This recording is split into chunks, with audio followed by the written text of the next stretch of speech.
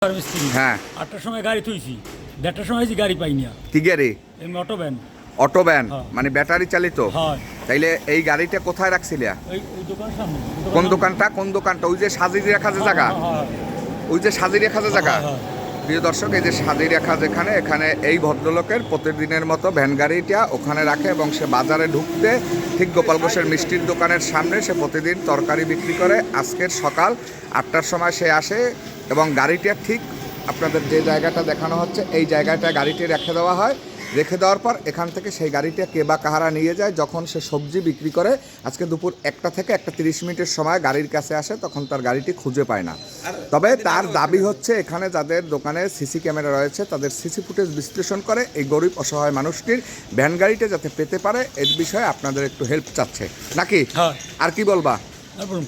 এই তো আরো একটা আগে গেছে 3 মাস আগে আমি একটা নুরু চাচার গাড়ি থুইতাম বাড়ির ভিতরে। 7টার সময় থুইছি, 11টার সময় আমি গাড়িটি দেই না।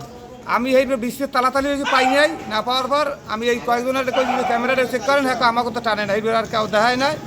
এইবার আমি থানায় একটা জেডি এন্ট্রি করি, আমি থুই দিছি। এখন তো আমি গাড়ির খোঁজ পাই নাই, না পাওয়ার পর এখন তো আমি কী করবো। কারণ এই একটা দারুদ দারুদি আমি একটা বাইক গাড়ি কিনছি, কিনে আবার হেগে নিই। আর আজকের আবার একটা শেখার বাইর আমাকে ওখান দিয়ে যায় এই 8টার সময় থুইছে, 1টার সময় গাড়িটা দেয় মাল বেচতে পায় না। এই আপনাকে দ্বারা চাই যে একটু দেন, এইটা ধরতে পারেন নাই বা একটু করার চেষ্টা করি, গরিব মানুষ দেন, এইটা পারিয়ে একটু বাইরে দেখতে পারেন না।